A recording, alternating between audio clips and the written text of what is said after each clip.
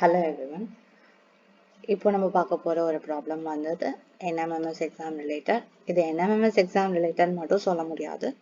இது டோட்டா எந்த competitive எக்ஸாமினேஷன்லயும் maths papers main ரோலா இருந்ததுன்னா அதுல எல்லாத்துலயுமே இந்த மாடல்லாம் சம்ஸ் கிடைக்கும்.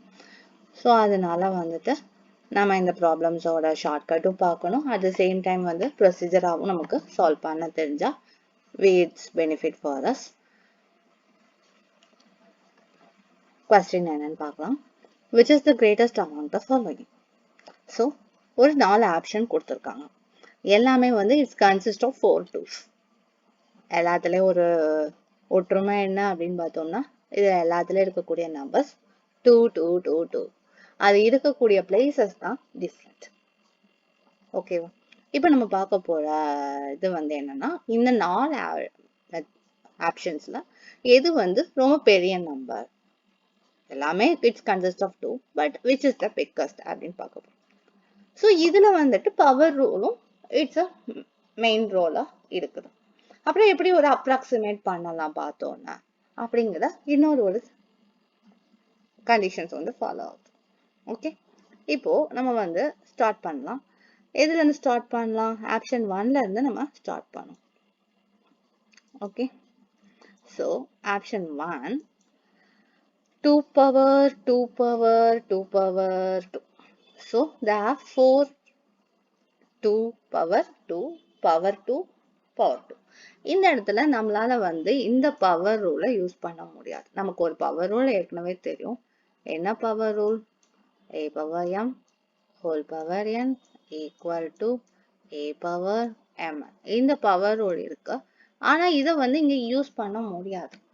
ஏன் அப்படின்னா வந்து this there no brackets. அதாவது ஆப்ஷன் பிக்கு நம்மளால யூஸ் பண்ண முடியும், ஆப்ஷன் ஏக்கு யூஸ் பண்ண முடியும். ஸோ இந்த இடத்துல அப்படின்னா ஆப்ஷன் ஏல என்ன மாதிரி பண்ணலாம்?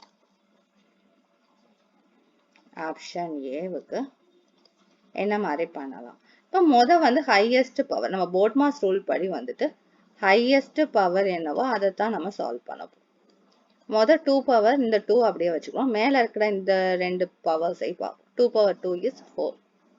Okay, next அந்த பவர் என்ன? 2 power 4 is 8. Sorry, 2 power 4 என்ன? 16. So இந்த இதோட வேல்யூ வந்து 2 power 16. 2 power 16 னா என்னவா எழுதலாம்? 2 power 8 times 2 power 8 ன்னு எழுதலாம். 2 power 8 ஓட வேல்யூ என்ன? 256. So 256 times 256 ன்னு எழுதலாம். So இதை வேற என்ன மாதிரி மாற்றி எழுதலாம்? 256 ஸ்கொயர்னு எழுதலாம். ஸோ ஆப்ஷன் ஏ வேல்யூ இந்த இதோட வச்சுக்கிறோம்.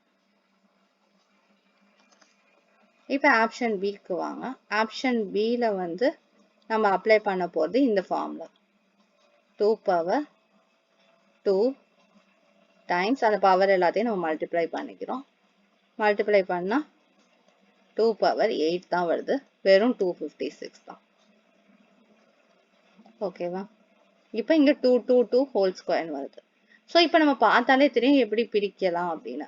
இப்போ 2 2 2 அப்படிங்கிறது இட்ஸ் அ சின்ன நம்பர் ஃபார் 256.